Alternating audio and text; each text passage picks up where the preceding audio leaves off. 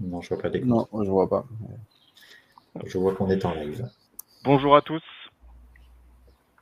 On va attendre quelques petites secondes que tout le monde Bonjour. soit présent et on va démarrer ce webinaire. Alors.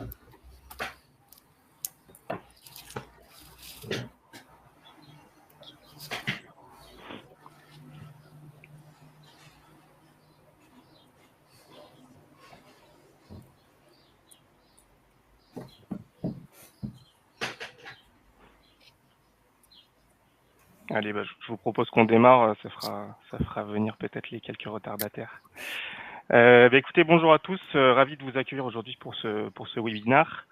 On va explorer ensemble aujourd'hui comment l'alliance entre Synolia et Eurocommerce a permis à notre client Igual ici présent de saisir de nouvelles opportunités de business et donc d'améliorer son chiffre d'affaires, mais aussi de simplifier, on le verra après, l'expérience de ses clients et de ses équipes. Avant de commencer, quelques petites informations pratiques. On va être ensemble pendant à peu près 45 minutes avec une session de questions-réponses à la fin. Donc, vous aurez la parole.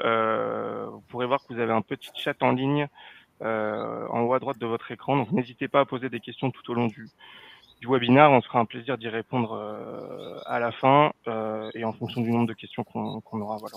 On verra si on pourra répondre à toutes les questions. Sinon, on pourra échanger par la suite avec grand plaisir. Et dernier point, le webinaire est enregistré, donc voilà, si vous souhaitez le partager à la suite de cet échange du jour, ce sera également possible.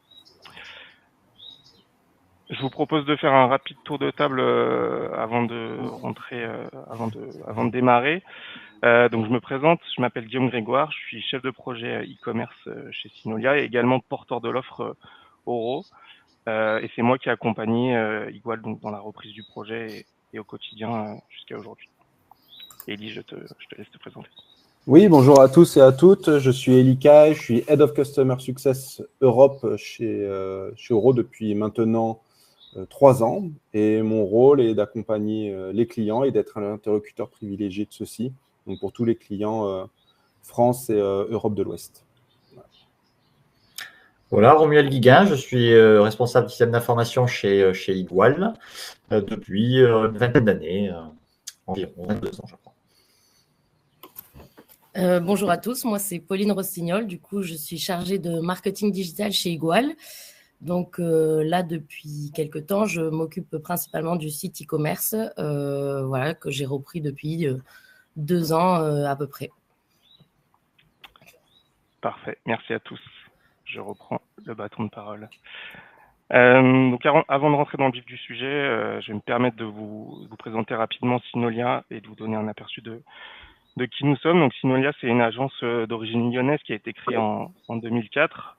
On vient tout juste de fêter nos 20 ans. Il y a peut-être des personnes ici présentes qui étaient avec nous ce jour-là, le 27 mai dernier. L'agence a été créée avec une mission assez claire, qui est d'aider les entreprises à transformer leur façon de travailler grâce à des solutions technologiques innovantes et adaptées à leurs besoins. On verra juste après comment on parvient à atteindre ces objectifs. On est à peu près 130 collaborateurs aujourd'hui répartis dans 6 agences en France et à l'international avec une agence au Chili et à Montréal, ce qui nous permet de toucher des clients un peu partout dans le monde, surtout en Europe et en Amérique. On accompagne aujourd'hui plus de 250 clients au travers d'une gamme complète de solutions intégrées aux différentes briques qui sont représentées aussi ici par notre DXP.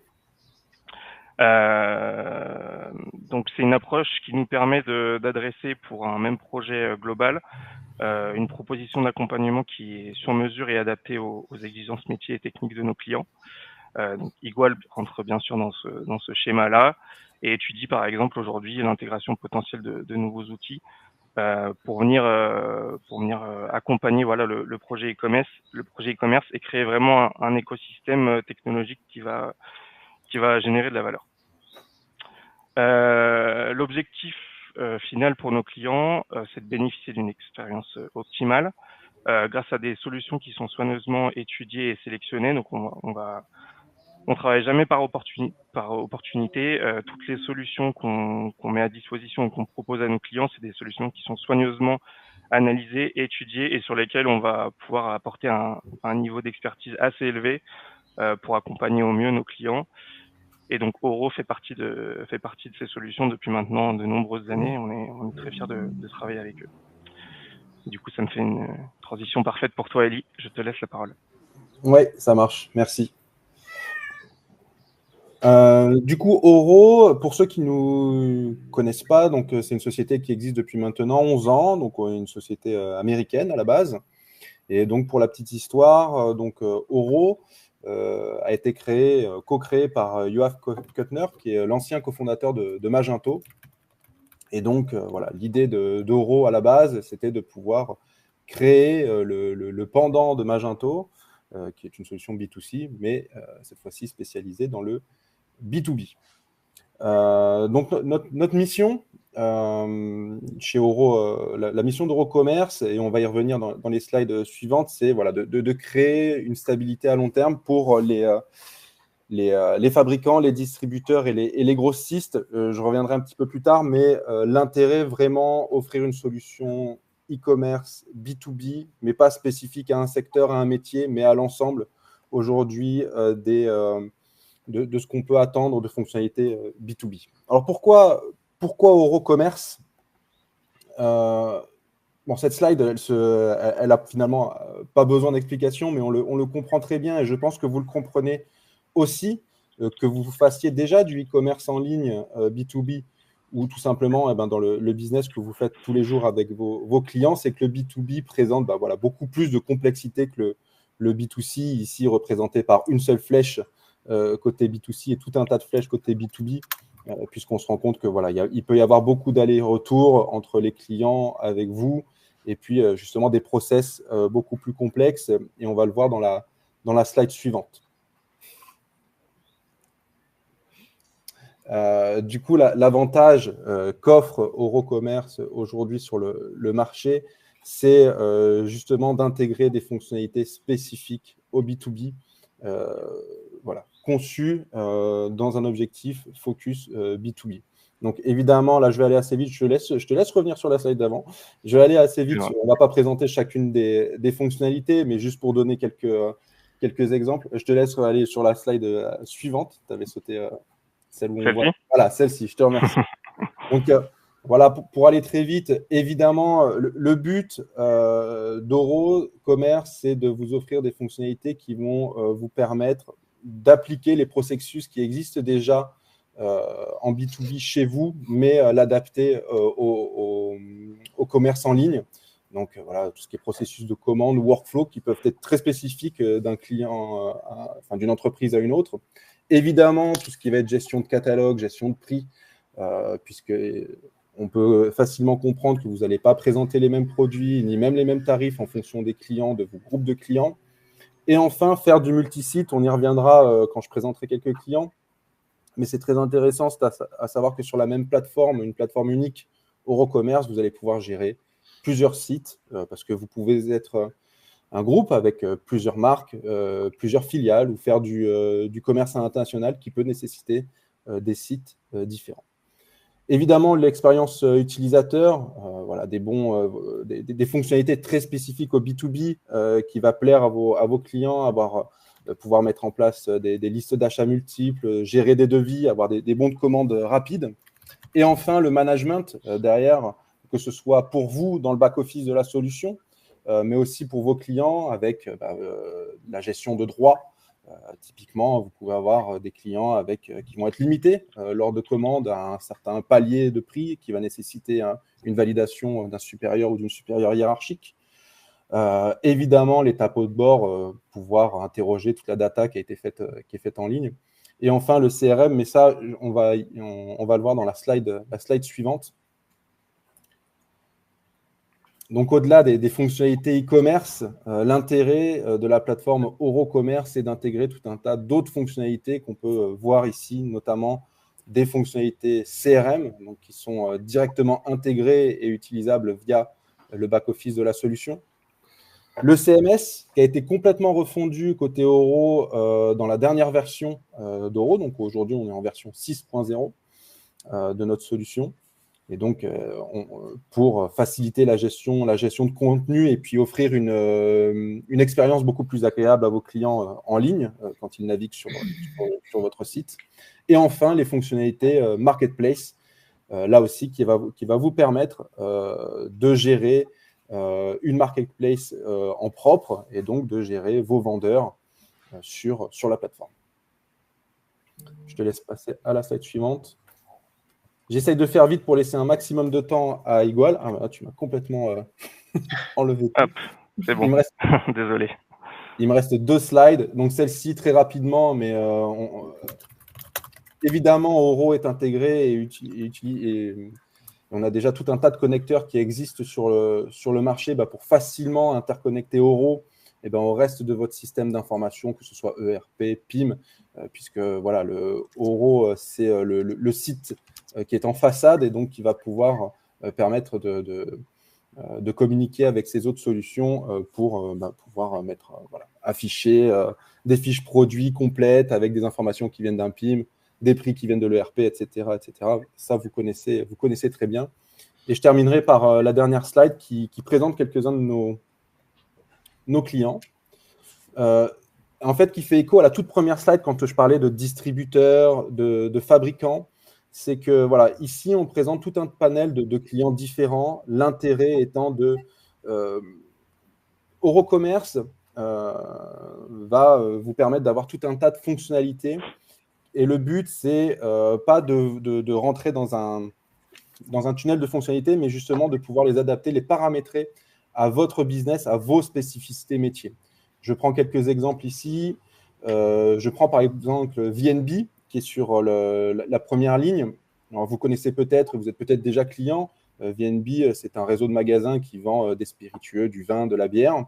Et aujourd'hui, avec eux, sur la même plateforme Eurocommerce, on gère à la fois le site B2C, donc que vous et moi pouvons utiliser pour acheter de l'alcool, voilà, puisque c'est leur cœur de métier, mais aussi derrière, ils ont un site B2B, donc qui est fermé, qui est une plateforme d'e-procurement pour les magasins, et on est en train de travailler avec eux pour la mise en place des fonctionnalités CRM.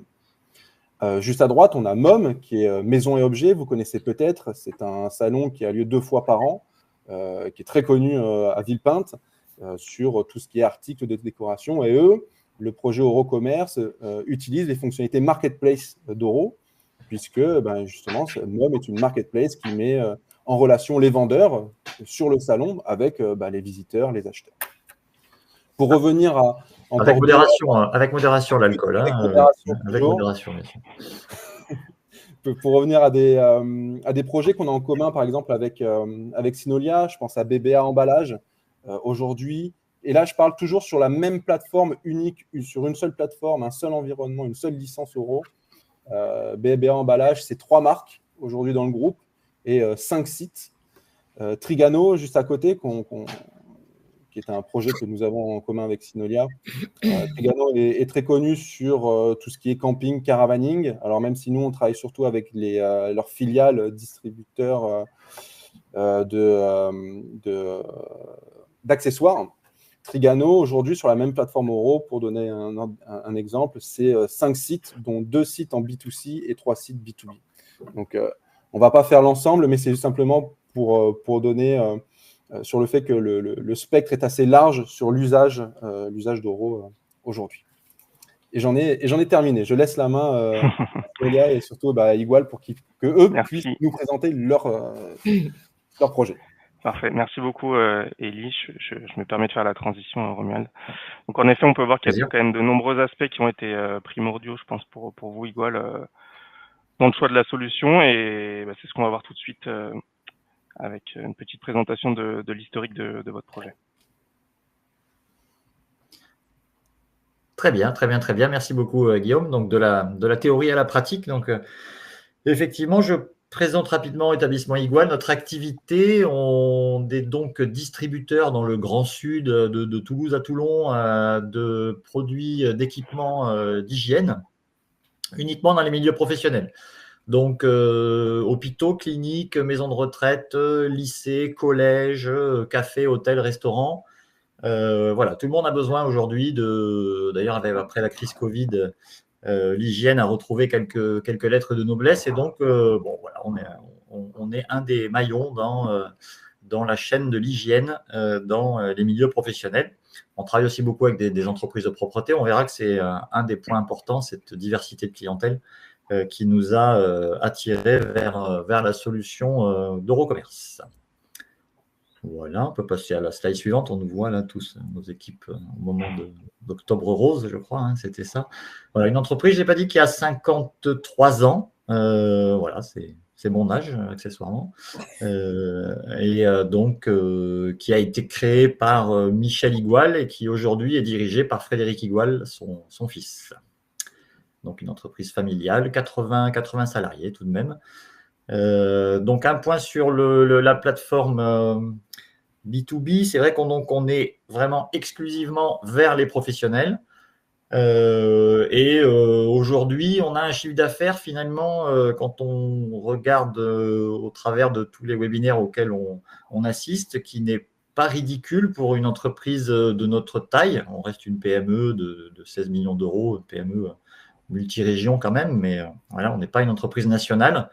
Et on s'aperçoit que finalement, réaliser sur Internet, en tout cas un chiffre d'affaires aux alentours de 5-6 millions d'euros, c'est pas du tout négligeable. Et c'est pour ça qu'en 2021, on avait jusqu'à présent, ça fait une quinzaine d'années qu'on est présent sur le web. Voilà, il y a 15 ans, on avait fait 500 € dans notre première année de démarrage sur notre site. Et donc, en 2021, on avait une plateforme dite construite from scratch avec des assemblages de briques exotiques qu'on trouve à base de PrestaShop, avec du Ubercart, avec des modules comme ça un peu assemblés. Et puis, on s'est dit, bon, il nous faut quand même peut-être quelque chose d'un peu plus réfléchi, d'un peu plus pensé. On a comparé diverses solutions et puis on s'est orienté vers Eurocommerce.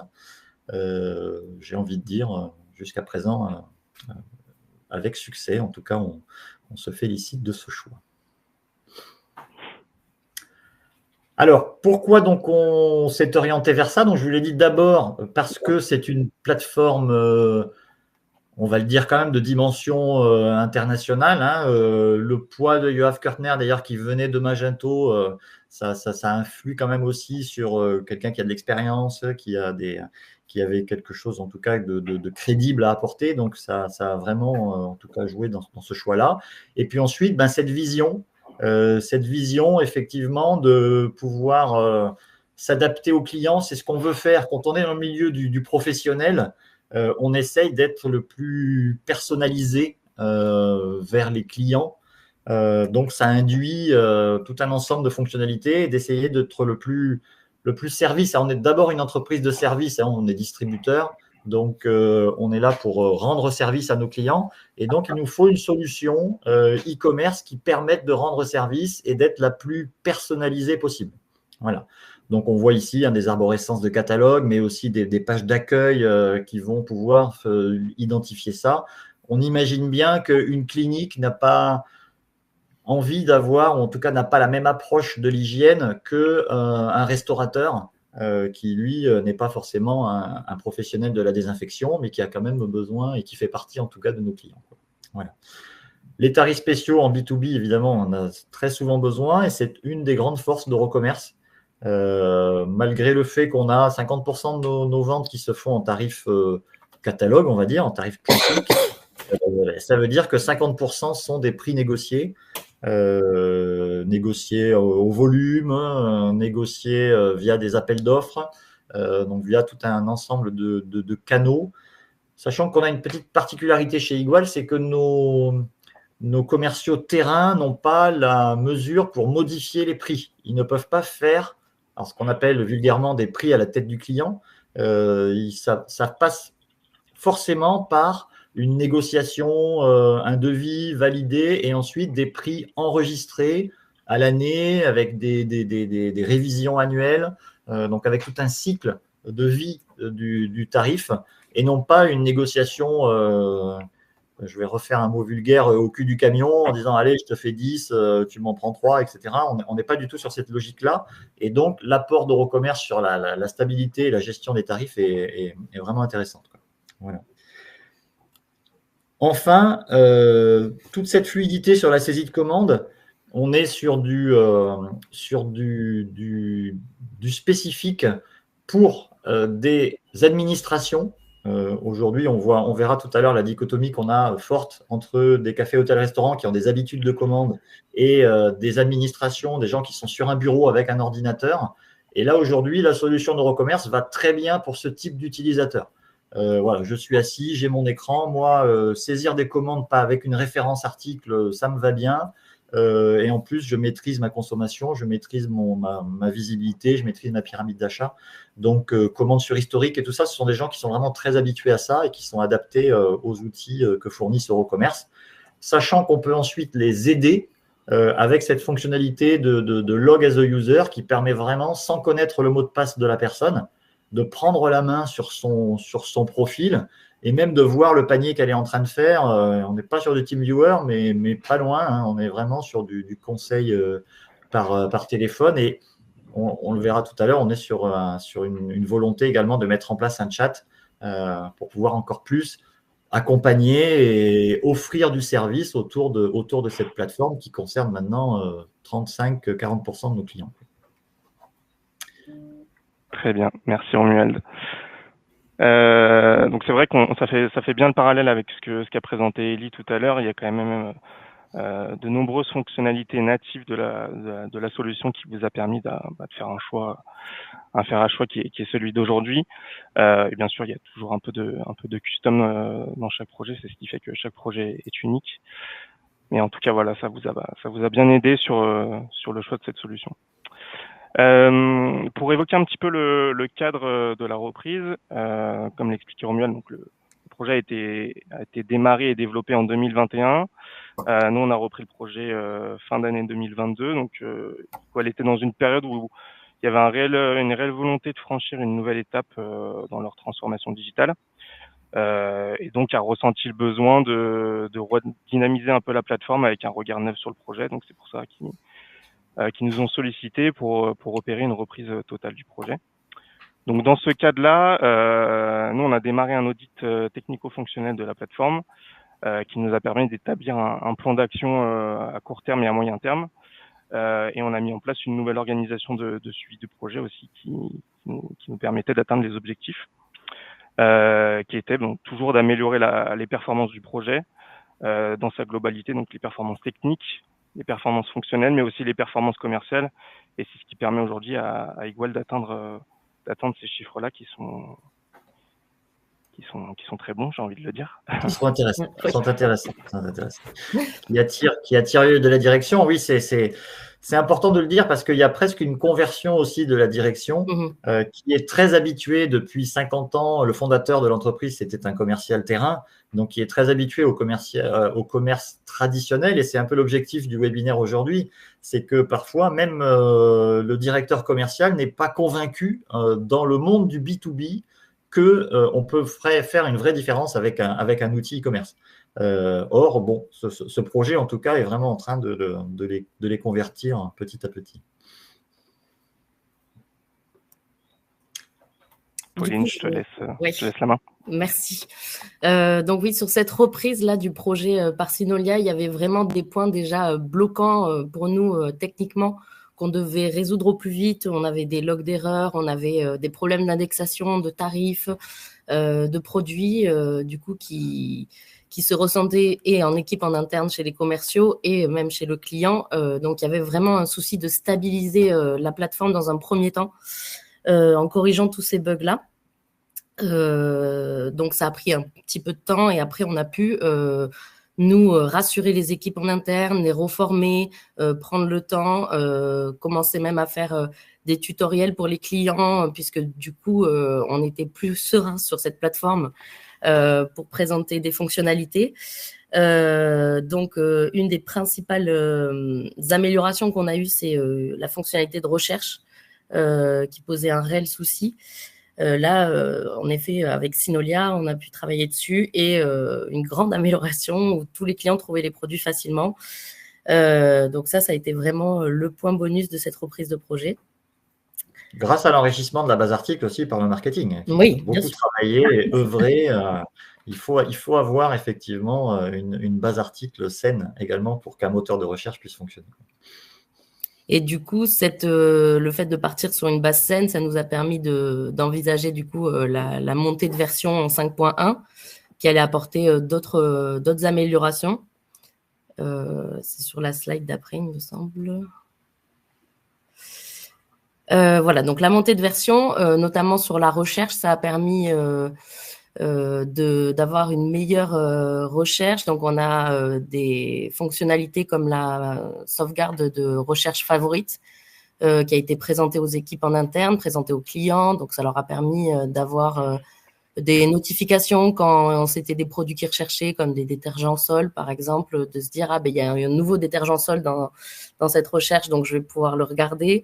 Ce qui nous a beaucoup aidé, c'est les synonymes aussi.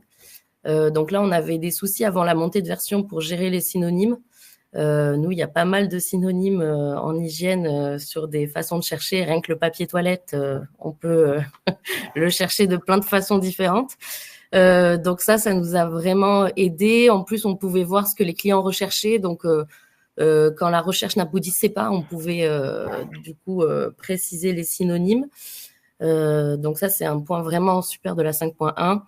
Ensuite, on a mis en place donc le SSO Office 365 pour la connexion facilement avec Microsoft. Et alors, une des améliorations majeures aussi, c'est le gain en performance. C'est vrai que là, pour le coup, nous, le temps de chargement des pages, la fluidité, pour le client, elle s'est vue grandement améliorée. Donc, super point aussi pour cette montée de version. Je précise aussi que sur cette montée de version, on était les pionniers. Du coup, en effet, les premiers en Europe. Premier en Europe, premier en France et second mondial, je crois aussi. Voilà, donc petite fierté. Non, mais c'est un point à apporter également au crédit d'Eurocommerce, c'est-à-dire que c'est une entreprise quand même qui a écouté ses clients, qui a vu qu'effectivement, il y avait des points à prioriser dans la montée de version. Et effectivement, cette version 5.1 est vraiment une réussite. Je ne sais pas si parmi les participants aujourd'hui, il y a des gens qui sont dans l'ancienne version. Je crois que non. Elie nous a dit que tout le monde avait migré. Mais effectivement, ça a permis d'apporter de vraies avancées intéressantes et c'est ce qu'on attend d'un éditeur de cette dimension. Et donc, en continuité de cette montée de version, donc nous, avec l'accompagnement qu'on a fait du coup avec Synolia, on a commencé à enrichir la plateforme en évolution. Donc, sur l'affichage du catalogue, par exemple, comme là, vous pouvez le voir, on a rajouté donc des facettes qu'on appelle des petits pictos. Donc là, il y a un produit qui est respectueux de l'environnement et fabriqué en France. Donc, on en a initié plusieurs autres et ça permet au client d'avoir un rapide coup d'œil sur ce qu'il veut, sur comment sélectionner ses produits. On a aussi, du coup, ouvert le passage de commande par n'importe quel professionnel. Donc, ça, c'est vraiment une nouveauté, un changement. Donc, n'importe quel professionnel peut s'inscrire et passer commande directement avec un contrôle de ciré, du coup, qui a été mis en place aussi par Synolia. Et après, nous, on a fait aussi une sélection et un filtre pour que ce soit sur notre zone de chalandise que ce professionnel soit, puisqu'on n'est pas à l'échelle nationale. Et ensuite, on a fait d'autres améliorations. En effet, oui, je me permets d'intervenir parce qu'on est vraiment là dans ce que l'on disait tout à l'heure sur les freins, les freins de la direction. Et ça peut paraître peut-être incroyable à d'autres personnes de s'imaginer qu'en fait, on a un site internet, mais que jusqu'à présent, on ne pouvait pas passer de commande si on n'était pas déjà client chez Igual. Voilà. Donc, c'est toujours pareil, dans le monde du professionnel à professionnel, on se dit non, il faut qu'on commence la relation par une interaction humaine. Et bon, là, aujourd'hui, on a mis un petit peu de temps à les convaincre. Le démarrage est intéressant. On a déjà une vingtaine de clients qui ont créé leur compte, une dizaine de commandes en un mois, 2 mois, je crois. Voilà. Donc, ça démarre doucement, mais après, il faudra effectivement enchaîner maintenant sur du travail de référencement. On y reviendra un petit peu tout à l'heure. Mais voilà, on est Oui, toujours en sur ces effet. freins dans le monde du B2B, quoi. Enfin, en tout cas, dans notre monde à nous et dans notre entreprise à nous. Je ne sais pas si c'est le cas ailleurs. Et c'est vrai que souvent, un projet e-commerce, ça permet quand même de saisir des opportunités structurantes pour l'entreprise avec des changements qui peuvent un peu perturber les équipes en interne. Et c'est toujours plus simple de réussir ces étapes-là quand les équipes commerciales sont impliquées. Et je crois que c'est assez le cas chez vous. Donc, je pense que c'est un bon exemple à suivre. C'est clair, c'est clair, c'est clair. Oui, Pauline. C'est bon pour moi. Je laisse la main. Hop, allez, je passe à la slide suivante. Donc, si on revient effectivement si on poursuit sur les bénéfices du projet, donc effectivement, on est sur cette notion de service. Les clients ne sont pas forcément dupes, mais ils sont partenaires de l'entreprise. Et donc, un client qui saisit lui-même sa commande sur Internet, bah oui, c'est du gain de temps. Entre guillemets, il travaille pour vous. Ça vous permet de vous gagner cette ressource pour les personnes qui saisissent des commandes. Mais c'est aussi dans son intérêt, toujours pour maîtriser ses consommations, parfois pour pouvoir diffuser dans son entreprise un outil qui va être utilisé. Il faut imaginer par exemple qu'on travaille avec la métropole de Montpellier qui elle-même absorbe 80% des mairies qui sont autour de son giron métropolitain. Et donc, dans chaque service technique, vous allez avoir des gens qui vont prendre une habitude, qui vont saisir une commande ou un devis qui va être validé par son responsable. Voilà. Et donc, vous gagnez du temps et vous diffusez aussi quelque chose de plutôt captif. C'est souvent ce qu'on retrouve dans le monde du professionnel. Et ça, c'est un vrai atout dans une entreprise. Une fois que vous avez formé 25 services techniques à utiliser une plateforme e-commerce, à mettre les favoris dans les liens. Voilà, moi, je suis responsable d'un service informatique. Je maîtrise les utilisateurs et je sais que même changer un favori dans un navigateur, c'est une conduite du changement parfois. Voilà. Donc, il ne faut vraiment pas sous-estimer ce côté très captif d'une plateforme e-commerce aujourd'hui. Voilà. Sur l'autonomie, il faut aller au-delà de la commande et voir qu'une plateforme e-commerce aujourd'hui, elle va aussi offrir des outils complémentaires de la gestion de la surveillance de budget jusqu'à le téléchargement par le comptable d'un relevé de facture ou bien le règlement en ligne potentiellement en pouvant déduire les avoirs. C'est une évolution qu'on est en train de mettre en place avec Synolia. Sur régler en ligne tous mes encours comptables avec potentiellement un trop perçu.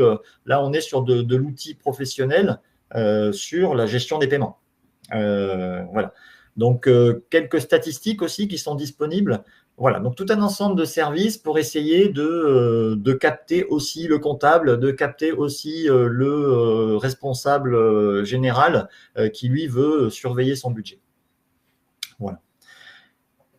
Alors, on mettait ici aujourd'hui 40% des commandes qui sont saisies sur le web. Ça n'est plus discutable au niveau de la direction, au niveau du commerce.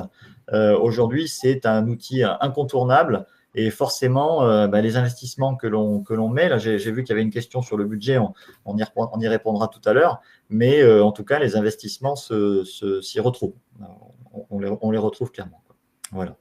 Quelques résultats, effectivement, que je mets pour l'instant. En tout cas, cette plateforme est vraiment, elle a une progression. Alors, on est sur de la progression de chiffre d'affaires, entre guillemets, c'est de la bascule d'habitude de commande. L'entreprise elle-même ne progresse que l'année dernière, on a fait plus 10% de chiffre d'affaires. Donc, effectivement, et 27% sur la plateforme e-commerce. Donc, effectivement, il y a une bascule. Cette bascule, elle se fait quand même pas tout seul.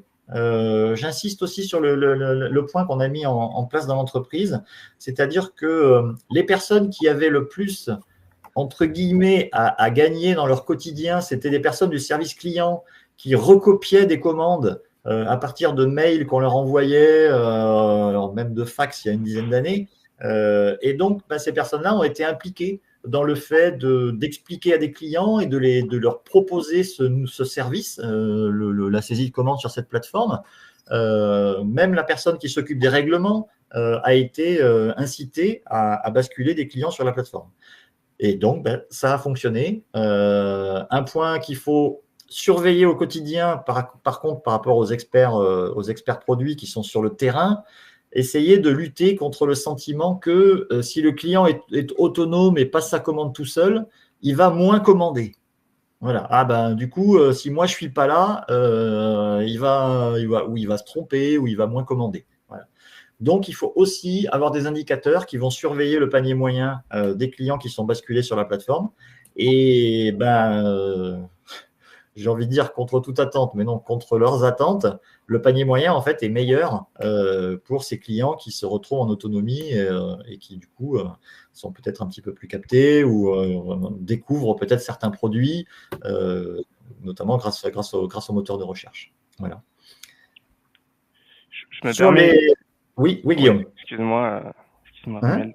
Je me permets du coup ici de mettre en évidence l'importance de réaliser des montées de version sur Oro de façon plus ou moins régulière. Même si c'est pas une solution magique qui règle tous les problèmes, on est bien clair là-dessus. C'est quand même une réelle opportunité de remettre un coup de boost à son projet.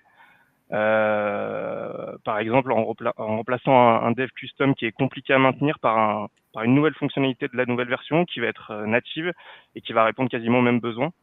On voit que ça a bien permis à Igual de corriger, ça nous a permis tous ensemble de pouvoir corriger plus simplement des bugs qui étaient irritants en fait en termes d'expérience utilisateur, à la fois pour les équipes en interne mais à la fois pour les clients. Et on voit que c'est à peu près en corrélation avec l'augmentation de vos paniers moyens et du chiffre d'affaires. Alors il n'y a pas que ça, hein, bien sûr, il y a un effort. Non, bien sûr, mais c'est clair. Mais en tout cas, ça a permis de donner un coup de boost et d'accompagner cette réussite. C'est une très bonne remarque. D'ailleurs, je compléterai avec la nécessité qu'il y ait un partenariat très fort entre l'éditeur de la solution et les intégrateurs, donc entre Oro et Synolia et tout la galaxie, j'ai envie de dire, d'intégrateurs. On en a vu quelques-uns. Et de garder ce lien quand même pour que les clients puissent faire leur remontée.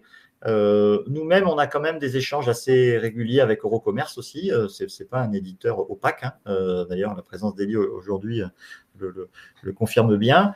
Et j'insisterai vraiment auprès d'Eli sur la nécessité d'avoir des roadmaps précises, régulières, justement pour pouvoir faire des choix lorsqu'on a envie d'aller vers une évolution en disant effectivement, là, si on attend un tout petit peu, on va pouvoir avoir cette évolution. Donc, voilà, très important d'avoir des roadmaps clairs autour de ça.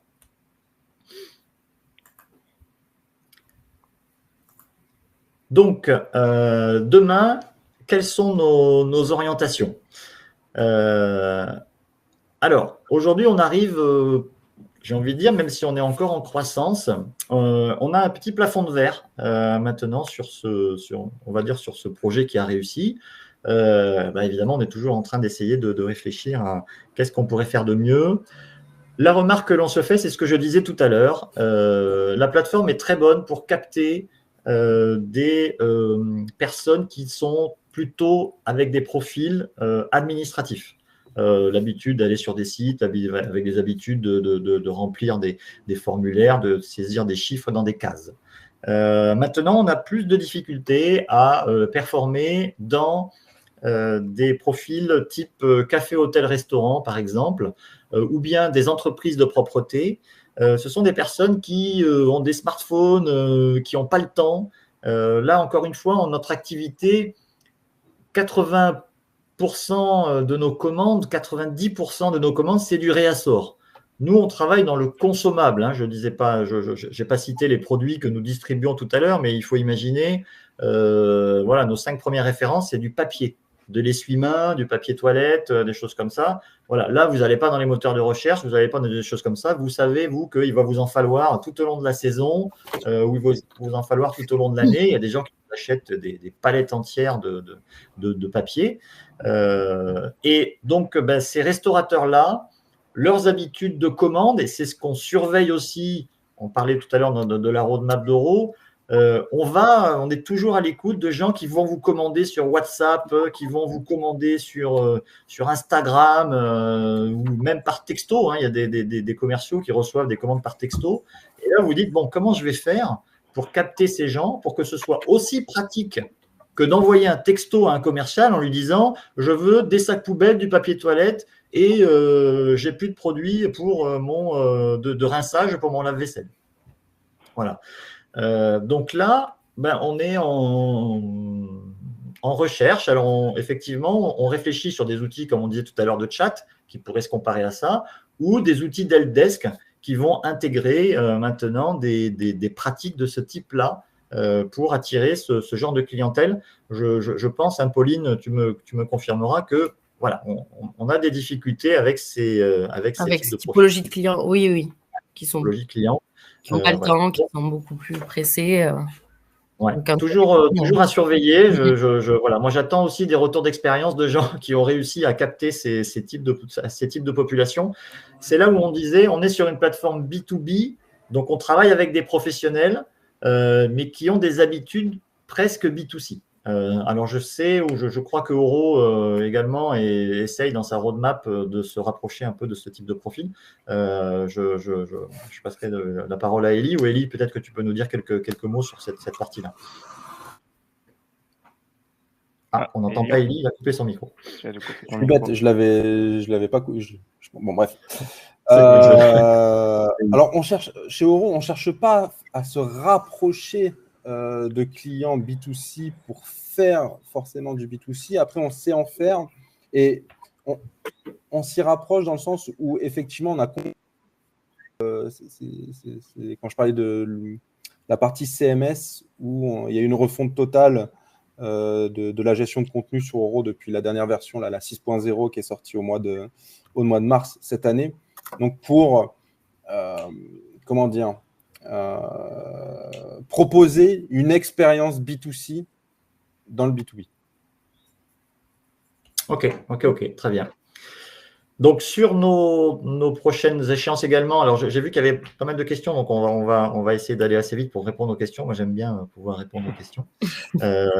Donc, comment dirais-je, sur la refonte, donc toujours, on a vu tout à l'heure, et j'ai entendu avec joie que le CMS avait été revu sur la nouvelle version, donc ça va nous booster à basculer sur la nouvelle version. Voilà, des travaux bien sûr d'optimisation de SEO. Maintenant qu'on a le client autonome et que les gens peuvent enfin passer des commandes tout seuls, on va travailler sur cette optimisation et c'est Pauline qui est sur ce projet ambitieux. Et la marketplace, même chose, on va le voir tout à l'heure. J'ai vu qu'il y avait des questions sur le PIM. Effectivement, c'est au cœur de ce projet. C'est la difficulté numéro 1 finalement. Sachant que Euro propose maintenant en natif toutes les fonctionnalités de gestion et qui sont très pratiques et très ouvertes pour pouvoir gérer une marketplace. Maintenant, la difficulté, c'est de pouvoir internaliser les articles et on va en reparler tout de suite sur les réponses aux questions par rapport au PIM et à la base article. Merci Romuald. Je fais juste un petit parallèle pour conclure avec la DXP que je vous ai présentée tout à l'heure. Donc on voit bien là que le projet Igual évolue avec des nouveaux objectifs, des nouveaux besoins qui ne sont pas nécessairement liés directement à la plateforme e-commerce Euro. Donc, comme l'indiquait Romuald juste avant, on est en train de mettre en place en ce moment un accompagnement autour de l'UX UI pour simplifier certains usages en interne et donner un petit coup de neuf au front, sans parler de faire une refonte complète. Dans l'objectif d'améliorer l'engagement client et le taux de transformation des commandes. Donc dans ce cadre-là, on est en capacité d'adresser ce sujet-là en faisant intervenir un expert Synolia qui n'est pas forcément impliqué dans le projet au quotidien. Donc ça montre qu'on peut intervenir sur différents aspects pour faire en sorte que le projet dans sa globalité soit une réussite. Voilà, super. Je conclurai là-dessus. Je ne sais pas si Romuald, tu veux apporter une conclusion. Sinon, on peut passer aux questions. Je vois qu'il y en a beaucoup. Ouais. Merci à tous déjà pour votre présence et votre participation. Alors, je peux enchaîner sur les questions, si tu veux, Guillaume. Ouais, Je vais prendre la première, mais je vois qu'il y en a une pour vous là directement, donc on peut commencer par celle-là. Je sens que tu as envie de répondre à des questions. Donc, est-ce que les commerciaux de terrain sont appliqués dans les ventes en ligne et de quelle manière? Alors, Pauline, tu veux répondre à cette question, Pauline? Répondre. Du coup, il faut savoir que nous, on essaye d'avoir un échange constant avec les commerciaux. C'est plutôt nous qui essayons de les impliquer, j'allais dire, sur la plateforme, plutôt que l'inverse. On essaye qu'ils soient en maîtrise de la présenter correctement aux prospects, aux clients. Donc, ça va par des formations qui sont assez régulières, des interventions en réunion commerciale aussi. L'idée, c'est de leur faire comprendre l'enjeu que peut apporter eux dans leur démarche commerciale la plateforme, qu'ils la maîtrisent bien. Après, eux interviennent plus sur la base article, j'allais dire, mais qui est indépendante finalement de la plateforme. En tout cas, il y en a des plus impliqués que d'autres qui nous permettent de faire des remontées terrain ou des remontées de leur part qu'ils utilisent la plateforme avec Log as a User. Et du coup, ils nous aident à faire évoluer la plateforme avec des nouvelles fonctionnalités, des nouveaux affichages en fonction des bugs qu'ils relèvent ou des améliorations qu'ils aimeraient avoir. Donc, on en discute ensemble. Dans ce sens-là, ils sont impliqués, oui, sur ça, oui. Oui, c'est une très bonne question, effectivement. D'abord, on a beaucoup travaillé avec Pauline sur la rassurance. Ce ne sont pas forcément des utilisateurs qui maîtrisent bien, tous en tout cas ne maîtrisent pas bien les outils de vente en ligne. Donc déjà, ils ont du SSO Office 365 pour pouvoir se connecter sans login mot de passe sur la partie back-office. Ils ont accès à leur portefeuille sur la plateforme, d'accord. Même si on n'exploite pas complètement tous les outils CRM qui sont proposés. On n'a pas activé cette partie-là. On a un outil CRM à part. Mais en tout cas, ils peuvent vraiment se connecter simplement en back-office. Et avec le Log as a User, comme disait Pauline, avant leur rendez-vous client, ils peuvent vraiment le préparer. Donc, se connecter à la place du client, voir ce que voit le client, s'entraîner sur des scénarios.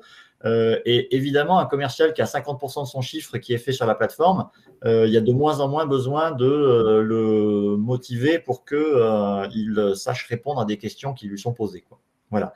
Mais en tout cas, je crois qu'effectivement, l'accès facilité au back-office et au front-office, ça leur permet de se rassurer et d'être un peu plus experts dans ce domaine-là. Merci Romuald. Je vois qu'on a beaucoup de questions. Je pense qu'on n'aura pas le temps de répondre à toutes. Je vais aller vite, Guillaume, il n'y a aucun problème. Alors, allons-y. Je vois dans ce sens-là. Alors, le budget, vous devez normalement avoir un petit bandeau. Excuse-moi, Romuald. Vous devez avoir normalement un petit bandeau en bas avec des boutons, notamment pour télécharger le e-book qui est présenté juste ici, et un bouton de contact. Donc, si on ne répond pas à toutes vos questions aujourd'hui, n'hésitez pas à revenir vers nous. On se fera un plaisir d'échanger avec vous.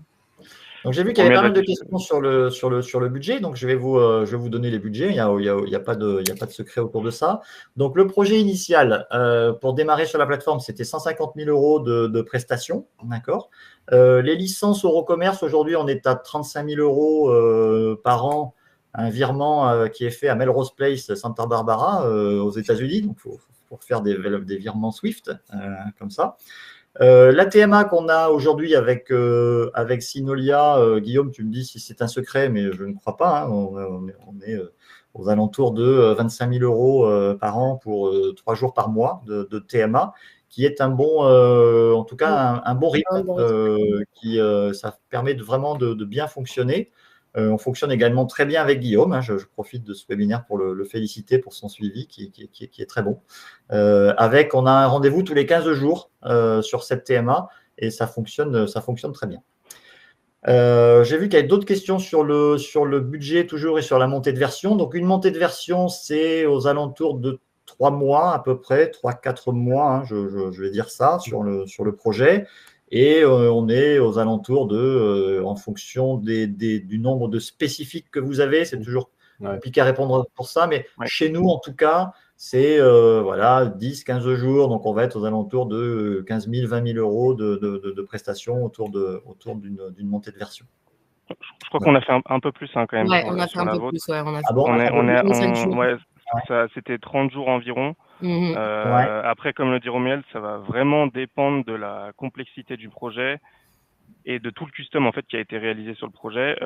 Plus il y a de custom, plus forcément ça va complexifier la montée de version parce qu'il y a des changements structurels entre chaque version d'Euro. Ça va aussi dépendre des nouvelles fonctionnalités qui sont proposées par la nouvelle version et voilà, ça nous permet aussi de remettre à niveau toute la partie développement.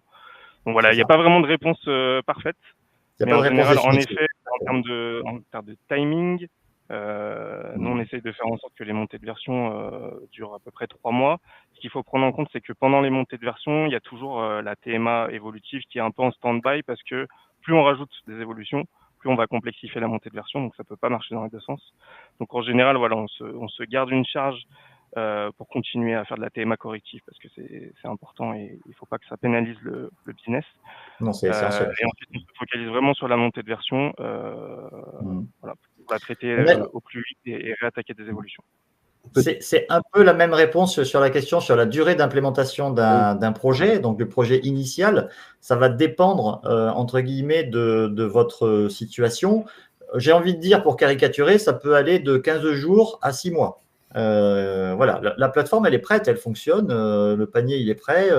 Si vous n'avez pas de RP à interfacer, si vous voulez, si vos clients peuvent créer leur compte en ligne et que vous avez qu'une dizaine de produits à commercialiser ou même une centaine, vous les créez à la main sur la plateforme, vous mettez en ligne from scratch et ça fonctionne. Voilà. Après, effectivement, en général, sur ce type de projet, la complexité, elle va être, de mon point de vue en tout cas, plutôt sur la base article et sur l'interface que vous allez mettre en place pour pouvoir importer les commandes dans votre système et pouvoir importer vos articles avec une composante qui est quand même, il faut au minimum quand même une photo, il faut un certain nombre de caractéristiques sur les produits. Donc, voilà, ça va vraiment dépendre de la qualité de vos données initiales pour pouvoir réduire le temps d'implémentation. Je pense que 6 mois, ça me semble être un délai moyen raisonnable. Je ne sais pas, Élie, si tu peux. Je pense que oui, on peut le dire. Alors, je vais répondre aux deux choses. La petite précision sur les montées de version, pour que les gens aient aussi une vision claire de ce que nous on propose et comment ça se passe avec Oro. C'est que nous, on a une version majeure qui sort tous les ans. Donc, tous les ans, il y a une nouvelle version. Là, c'était la 6.0, l'année prochaine, la 6.1, etc. Chaque version est supportée 3 ans chez Oro. Donc, aussi pour que vous ayez les idées claires, vous n'avez pas besoin de faire une montée version tous les ans. En général, les clients, ils les font tous les 2 ou 3 ans pour pouvoir bénéficier en plein du support. Donc voilà, il ne faut pas non plus… effectivement, il faut prendre en compte la durée de cette montée de version, mais elle n'est pas à faire annuellement. Donc voilà, pas d'inquiétude de ce côté-là. Et pour revenir sur l'implémentation, oui, ça dépend. Mais en moyenne, je pense qu'effectivement, 6 mois est un bon… est un bon ratio.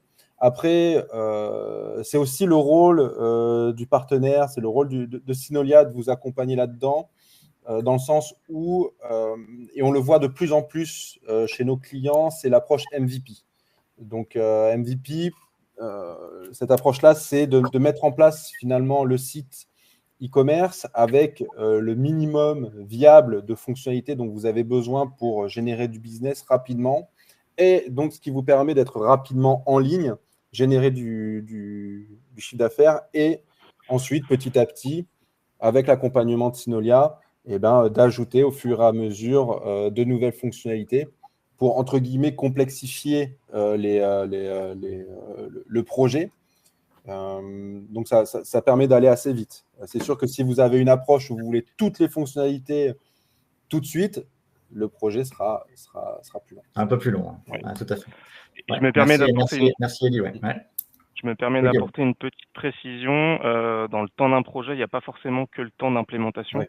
Il y a aussi le temps de cadrage qu'il faut prendre en compte, qui est, on peut le dire, l'étape peut-être la plus importante parce que c'est vraiment la période où on va définir le périmètre potentiellement du MVP du lot 1, mais on peut en profiter pour définir un périmètre plus global. Donc voilà, c'est vraiment cette période-là qui va nous permettre je crois que c'était le sens de la question. Je pense que c'était le sens de la question. Quand on parle d'implémentation, on parle effectivement de projet du début à la fin, entre guillemets, quoi. Donc du coup, 6 mois, c'est on va dire que c'est des petits projets, parce que la phase de cadrage peut durer plusieurs semaines, plusieurs mois, entre tous les ateliers qu'on va mener et ensuite l'écriture des spécifications des dossiers de cadrage. Donc voilà, 6 mois, on va dire qu'on est en fourchette, on est entre 6 et 12 mois sur un projet de cette envergure. 12 mois, ça rigole pas, là, quand même, sur le projet. Je réponds donc rapidement sur l'interface et après on parlera de la base article. Donc, est-ce que Oro s'intègre avec le RP Sage ou est-ce qu'ils ont des connecteurs vers d'autres ERP? À ma connaissance, non. Je laisserai peut-être Elie préciser s'il y a déjà des connecteurs. Par contre, nous, on utilise Divalto comme ERP, je peux toujours le citer. Par contre, je peux dire qu'il y a une interface API qui est très bien documentée, qui est très facile d'utilisation. Voilà. Mais pour les connecteurs, je ne sais pas, Elie, si tu veux préciser quelque chose. Alors, Sage, non, on n'a pas de connecteur sur l'étagère qui existe, en tout cas chez Oro, peut-être chez certains de nos partenaires s'ils les ont développés. Nous, on a comme connecteurs qui sont disponibles, le connecteur avec SAP. Après, comme tu l'as très bien dit, effectivement, Oro dispose d'une API qui permet de faciliter l'interconnexion avec, là, dans le cadre ERP ou d'autres solutions tierces. Parfait. Alors, la base article, j'ai vu qu'il y avait beaucoup de questions sur la base article. C'est des très bonnes questions.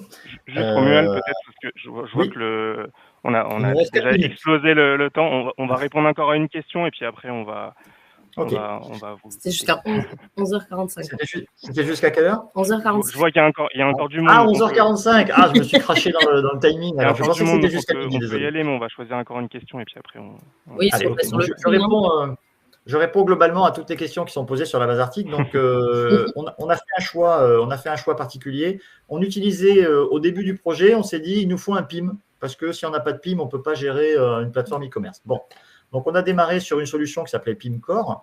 Et là, la décision que nous avons prise il y a quelques mois, c'est d'arrêter d'utiliser PIMcore. Et donc, on utilise directement Eurocommerce pour enrichir certaines données de la base article.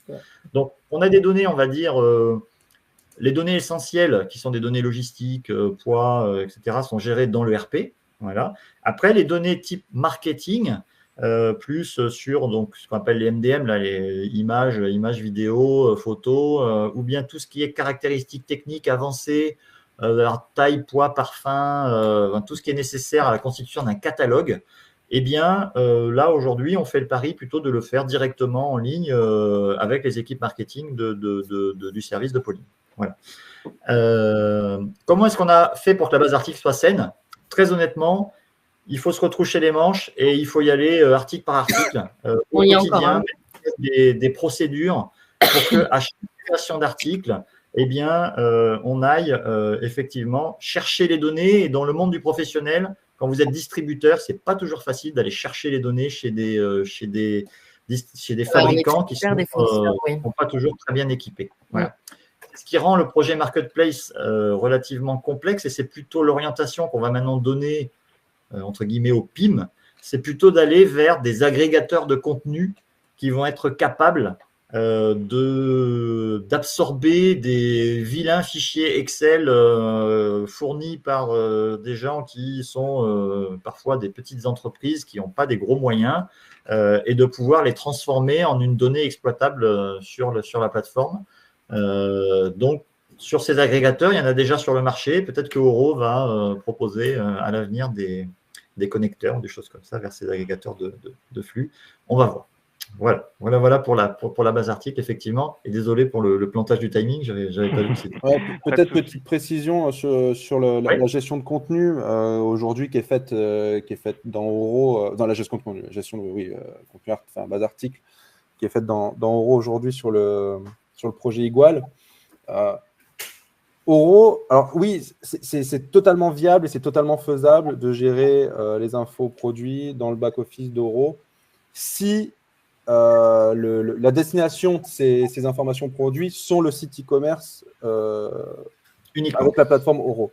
Oro, attention, c'est faisable, mais on n'est pas un PIM, on n'est pas Keneo, on n'est pas Quable, on n'est pas PIMcore. Si demain le projet, pour les gens du chat, si votre projet c'est de pouvoir alimenter différents canaux, je ne sais pas, du e-commerce par exemple, du catalogue papier, etc., etc., quand même, le PIM est la meilleure solution. Oro n'a pas vocation à utiliser cette information produit pour l'exporter vers des tierces solutions. Donc, attention quand même à ça en fonction de votre projet. Un PIM peut quand même être utile. Il faut vraiment analyser les besoins et de ce qu'on attend effectivement d'un PIM. Bon, après, on refera un webinaire sur cette partie-là. Merci Très bien. à tous. Et écoutez, merci à tous. Je vais conclure. J'espère qu'on aura pu répondre à un maximum de questions. Si toutefois vous avez encore des points évoqués avec nous, n'hésitez pas à revenir vers nous. On sera un plaisir d'échanger sur tous ces sujets-là très intéressants. Et puis merci Élie, Romuald et Pauline pour votre participation. Merci. Je suis désolé. Dernier point, parce que comme ça permet de faire vraiment clôturer. Allez, je te laisse conclure. Il y avait plusieurs questions. Non, mais il y avait plusieurs personnes qui posaient des questions sur le nombre de partenaires, la roadmap, etc. Tout est en ligne sur Oro Inc., enfin oroinc.com. Et on a une quinzaine de partenaires en Europe comme Synolia, et la roadmap est disponible en ligne, donc vous aurez facilement accès sur les fonctionnalités qui existent déjà et celles qui sont prévues pour l'année prochaine en mars 2025. Donc, voilà. Parfait. Merci beaucoup. Parfait. Et merci à tous. Merci à tous. Très bonne journée à vous. Merci, bonne journée. À très bientôt. Au revoir. Bon appétit. Ouais. Alors, comment on ferme ça là ?